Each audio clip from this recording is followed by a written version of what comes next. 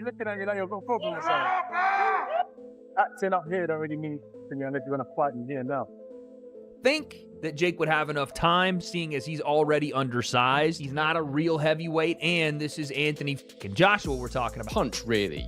If he takes a big punch from Jake Paul, if he gets hurt in any way by Jake Paul, if he doesn't absolutely ice Jake Paul within a few rounds of this 8-round scheduled bout, well then it really affects his credibility. Tensions exploded at the press conference when Anthony Joshua stepped up to Jake Paul after feeling disrespected. The heavyweight champion lost his patience and called Paul out, clearly angry over his comments and behavior. It don't matter, like, people we're gonna fight now. The tense press conference was just the start of the discussion around Jake Paul and Anthony Joshua. Analysts jumped in, breaking down the risks and what this matchup really means. Legendary trainer Barry McGuigan shared some of the strongest criticism, pointing out the real fear that even seasoned fighters can feel when facing someone like Jake Paul. With decades of experience around top power punchers, McGuigan stressed that one clean shot can completely shift a fight, showing how dangerous this matchup could truly be. You know, AJ's grabbing the bag. There's nothing wrong with that, because anybody else, if they got offered that kind of money, they would do it. So, yep. And some people are suggesting it might damage his legacy. Where do you sit with the decision of him taking that fight? And it's a professional 8-round fight as well. Yes, it's a highly dangerous fight for Jake Paul. I don't know what he's doing, unless they have done some sort of caveat or some sort of agreement that he says he's going to go easy on him, or he's not going to go flat out.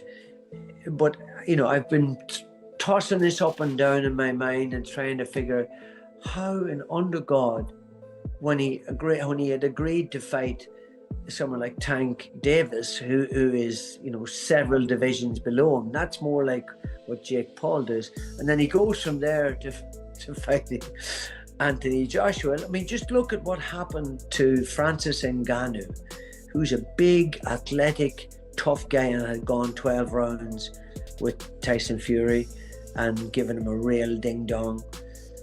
And then he gets absolutely obliterated in a round and a half against Joshua.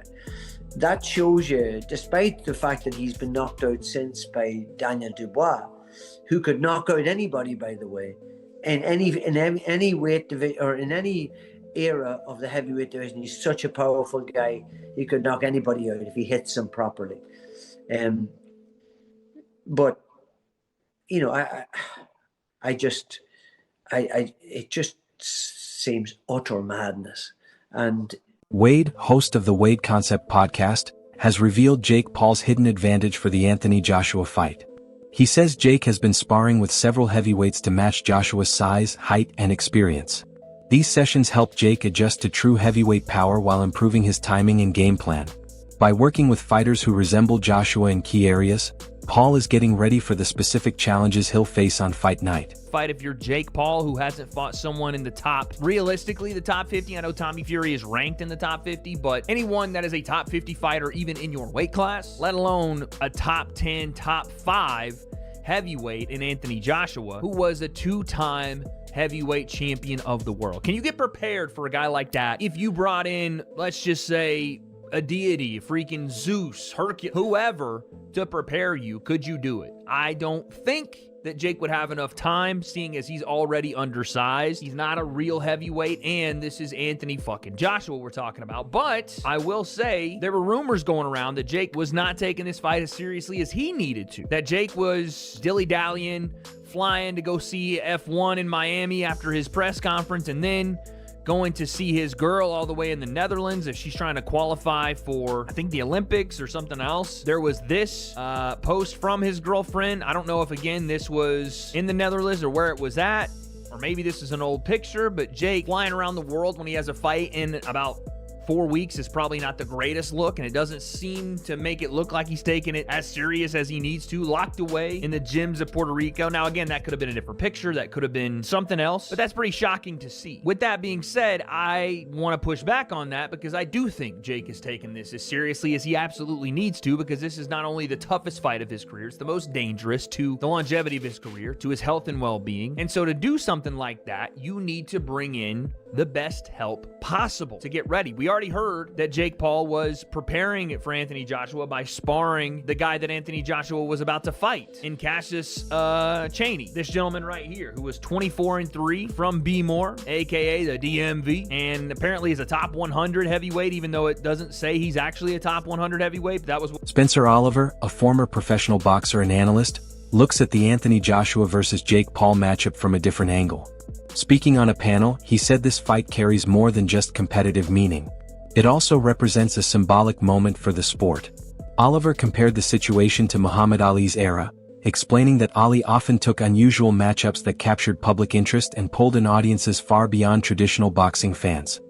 Oliver believes that if Joshua accepts the fight with Jake Paul, he steps into a similar kind of moment where entertainment and sport overlap. The matchup could bring new viewers to boxing, especially people who don't normally watch heavyweight fights, while also testing Joshua's ability to stay focused in an unusual setting. According to Oliver, this fight also marks a cultural shift in boxing, connecting longtime boxing fans with a new digital audience. His comparison to Ali's unconventional bouts shows how major crossover fights can boost global attention and expand the sport's reach. By taking this challenge, Joshua would be engaging a wider crowd, including younger fans who mainly follow Jake Paul online. This crossover appeal could raise boxing's visibility and open new revenue and sponsorship opportunities. Analysts say the cultural impact might be just as big as the fight itself, making it a major event in the ongoing evolution of the sport. In the face, books out of 150 million quid. No one will remember the fact he fought Jake Paul. They'll remember the fact he knocked Klitschko out in Wembley in 2017. Totally agree with that. So I'm kind of, whilst I don't like it, and I don't like the way that Jake Paul gravitates to these brilliant athletes and like a moth sucks the life out of them because he gets a benefit of association, because I think they deserve all the association. But he is a clever and there was opportunity there, isn't there? Listen, commercially, of course it works because it'll be huge and there'll be a load of money on the table. And for Anthony Joshua, it's like sort of, he's going to get rewarded very well with no risk, minimal risk, no risk at all. He's going to go in there and he may then put all this stuff to bed with Jake Paul and calling out all these different champions, etc., etc. So, of course it works. And when you're talking about, the credibility that Joshua's going to get, he's not going to get none now, but are people going to remember that? Of course they're not. Like, when he goes on to do what he does, didn't Muhammad Ali have some sort of strange fight in the middle of his career? Didn't he box? Yeah, he did. He boxed some non-boxing guy and whatnot. Like, people don't remember that. That's what I'm saying. Look, us as boxers, we don't remember stuff like that. It was replicated in Rocky. So, he did a version of Fighting Thunder. Veteran boxing analyst Gareth A. Davies has voiced major concerns about the safety of the potential matchup. He points to the significant weight gap and the vast difference in professional experience, warning that the fight pushes the boundaries of what should be allowed in a regulated boxing ring. According to Davies, if Anthony Joshua lands a clean, powerful shot early, the results could be dangerous for Jake Paul. While the idea of a social media star taking on an elite heavyweight may draw massive attention, Davies believes the physical risks overshadow the entertainment value. He stresses that promoters and regulatory bodies must seriously consider the safety protocols, as a single miscalculation could lead to severe consequences for both fighters. As I am with you, there is a danger in this fight. The odds are, Joshua's 1-12, obviously. Jake Paul is 6-1, yeah, to win this fight in a two-horse race in which this is a guy who lost to Tommy Fury, Tyson Fury's brother, in an 8-round fight, who, for me, I wrote that it would damage his legacy a week ago. It will damage his legacy for several reasons. If the Deontay Wilder fight never emerges, which it looks like it isn't, I've been calling for that fight for ages. If those two got in a ring together, it's still a massive fight. It's a dangerous fight to sanction, in my view. Sets the wrong precedent. It is 10-ounce gloves. It is a boxing match. It's not an exhibition. This isn't a 58-year-old Mike Tyson. This is one of the most dangerous finishers in the world, who is probably 5 levels above Jake Paul and a weight division above him. I think it's irresponsible to let those two in a ring together in a proper boxing match. That's my view. It doesn't damage his bank balance, but if you... Boxing analysts Angelo and Josh deliver a detailed technical breakdown of the potential matchup. Evaluating both fighters in terms of experience, skill, and natural attributes, they argue that while Jake Paul is bold and ambitious, he is not operating on the same level as elite heavyweights like Anthony Joshua or Deontay Wilder. Joshua and Wilder belong to a rare tier of fighters whose timing, precision, and devastating power can alter a fight instantly. Angelo and Josh emphasize that these traits come from years of disciplined training combined with exceptional natural physical gifts, qualities that smaller or less experienced fighters simply cannot duplicate. They add that courage does not equal capability. Paul's confidence, though admirable, cannot replace the deep preparation, intuition, and fight IQ that true heavyweight professionals bring into the ring. He could compete at the highest level, and I don't think he'd beat the top 5, top 6 guys. But that in that weight class is where he'd be at, like say 180, 188 or 189, somewhere around there is where he'd probably compete. There's not a lot of talent there though, so he might be pretty good in those weight classes. Him competing in the heavyweight division against like Deontay Wilder or Anthony Joshua or anybody else, no, he gets annihilated. I'm very surprised he signed this fight. I was shocked he signed this fight. I texted my buddy Bo because Bo follows boxing really well, and I texted him. I was like, dude, we might see a death. And he said the same thing. He's like, I cannot believe he agreed to that fight. But the numbers, the numbers that are, nobody knows the true payouts. They're saying it's around $200 million that they're splitting evenly. So they're getting about $100 million each. He said that it was $267 million. So I don't know who you believe or don't believe, or it could be they're splitting 200 and the 67 delta, they had to pay DAZN because Anthony Joshua has a contract with DAZN. And this fight's going to be on Netflix. DAZN. It's DAZN. So they, which makes, how the hell? Please stop saying DAZN, okay? That's like Saint Benoit, okay? Where's the O in DAZN? It's DAZN. Well, there's no O or no E at the end either. But so they had to buy. They basically had to buy Anthony Joshua his permission to do. Henry, a boxing analyst, argues that the risks in this fight are not one-sided. While much of the conversation centers on the danger Jake Paul faces stepping into the ring with a seasoned champion, Henry stresses that Anthony Joshua is not immune to risk either. Even a minor lapse in performance or judgment could give Paul an opening, one that might not change the outcome of the fight but could certainly impact Joshua's reputation. For a fighter of Joshua's stature, anything short of a dominant, flawless victory could be seen as damaging rather than validating. The analysis highlights that this matchup is far from a guaranteed showcase for the champion. Both fighters carry significant stakes when it comes to reputation, public perception, and long-term legacy. It's immense risk for Joshua is because even if Joshua wins this fight, it has to be perfect. There cannot be a moment of hesitation from Anthony Joshua. He can't look mentally shot. He can't take a punch, really.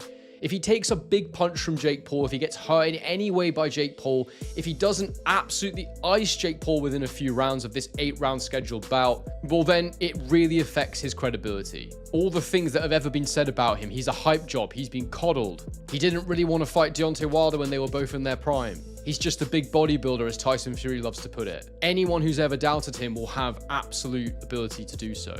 And so the fact that this is actually a sanctioned fight, it tells me that Anthony Joshua cannot be going in there or will not go in there and try to carry Jake Paul. Otherwise, it might as well just be an exhibition. If he does go in there and carry Jake Paul, my fear for him is that most people will not be aware that that's what he's doing. Reputationally, it would just cause serious damage. And like I say, I think the only way he comes out of this unscathed, reputationally, is by going in there and securing a clean knockout. Anthony Joshua can't do anything to boost how people view him as a boxer in this fight. All it can do is damage him unless he's punch perfect. He's fighting someone who realistically has nothing to lose and absolutely everything to gain. And that in itself can be dangerous, it can be risky. And given that Jake Paul has achieved so little, given that Anthony Joshua wants to remain relevant and credible, so it seems, because he has a couple of potentially big fights left, especially against Tyson Fury, why is he doing this? He doesn't want to jeopardize that, surely. Well, I can tell you exactly how I think he has rationalized this in his mind. The first thing is that he's going to get paid an absolute shed load of money. Around 50 million is what we're hearing. I've heard 50 million pounds, 50 million USD, but whatever happens, it's a significant amount of cash. Possibly will be one of his highest ever career paydays, possibly similar to what he'd make for a Tyson Fury fight. But for what? Like 1% of the risk? I don't know. I don't know how to put it in numerical form. Promoter Eddie Hearn breaks down the strategic and financial dimensions of the potential fight, explaining why the offer for Anthony Joshua is almost impossible to turn down. According to Hearn, Joshua has already achieved virtually every major milestone in the heavyweight division. At this stage of his career, a massive payday becomes a practical consideration, one that surpasses the financial rewards of traditional matchups. Hearn frames the situation as a calculated business move, noting that in boxing, strategic opportunities often overlap with monetary incentives. For Joshua, this fight is less about proving anything and more about leveraging his star power to maximize earnings and maintain global visibility. In many ways, the matchup becomes a hybrid of sport, entertainment, and smart financial planning. Works and looking likely for December, what can you tell? Yeah, not yet. I mean, there has been conversations, obviously. I think it comes down to how true, they are. Jake Paul is that he actually wants to fight. I mean, he's a madman if he wants to fight. But for some reason, and he thinks he can beat AJ. And I have to be honest, we were going to have a run out in December over 8 rounds against a bloke you've never heard of. And we may end up having a run out against Jake Paul for a career high payday. I don't see how we can turn it down. When I asked you about it a couple of days ago, you said that at that time you never really got into the financials. Have those been discussed now? Have you discussed the financial element? There has been some conversations around that, and it is, it's a huge amount of money. And I think AJ would be mad if he didn't do it, and I think he will do it if Jake Paul is genuine. We may wake up tomorrow with these people and they've announced another fight. Honestly, anything could happen. So I still can't get my head around the fact that this guy wants to challenge AJ. There's some respect to him if it's true, but we shall see. To end on that note, I spoke to Alfie Sharman earlier. He said that himself or DAZN have had no conversations about AJ potentially taking that fight. Obviously, AJ is exclusive to DAZN. What's the situation with regards to that? Because I know apparently the fight's done. Obviously, it's not done because those conversations have to take place. I'm very confident that I can have some positive conversations with DAZN. Obviously, we'll be on a clock, but it's a 50-50. Last one from me. I saw Chris McKenna tweeted that Anthony Joshua currently doesn't have a British Boxing Board of Control licence. Obviously, it's not unusual for someone who isn't fighting currently and is inactive to let it run out. But he would have to apply for one to face Jake Paul again, and then they'd have to approve a... Former world champion David Haye highlights the deep unpredictability that defines boxing. He cautions that even though Anthony Joshua is the overwhelming favorite, nothing is guaranteed once the first bell rings. Haye stresses that underestimating any opponent, regardless of their background, resume, or level of experience, can lead to shocking outcomes. While acknowledging the enormous challenge Jake Paul faces, Haye insists that every professional who steps into the ring must be respected for their ability to produce the unexpected. This element of unpredictability injects real tension into the matchup, ensuring that both fighters and the audience remain fully alert and aware of how quickly a fight can change. We were told it was really close, and then it was Jake and Tank, and now that's off for other reasons. Your initial reaction to the fact that December Miami might be on? Yeah, jumping from Gervonta Davis all the way up to Anthony Joshua seems absurd. It doesn't seem like it's a reality. Seems very Jake Paul. It seems, but it's sometimes these crazy things. Who would have ever thought Francis Ngannou would get a shot against Tyson Fury? When we first started talking about it, it's like that's never going to happen. And when it did, we saw Tyson Fury have a very, very tough night, get knocked down and scrape through on points. Anything's possible in boxing. I think the chances of Jake Paul beating Anthony Joshua, I don't know, he's got a very, very low chance. I can't see any way that Jake Paul can win a boxing match with 10, 12-ounce gloves on with Anthony Joshua. Anthony Joshua, world champion, silver medalist, Olympic gold medalist, 2-time heavyweight champion. He's a top 10, top 5 in some people's arguments, heavyweight, and he hasn't gone that far over the hill. He's not Mike Tyson, nearly 60 years old. I can't see it happening, but if it can happen and AJ wants it, then obviously it's going to be a massive, massive payday as well as a massive spectacle. It would be an absolute crush box office numbers, and unfortunately for Jake, that will be potentially his last fight in boxing. Alright everyone, keep up with the latest boxing news, highlights, events, and stories. Subscribe to Boxing Glory and turn on notifications so you never miss an update. Don't forget to check out our other videos. Until next time, take care and stay safe.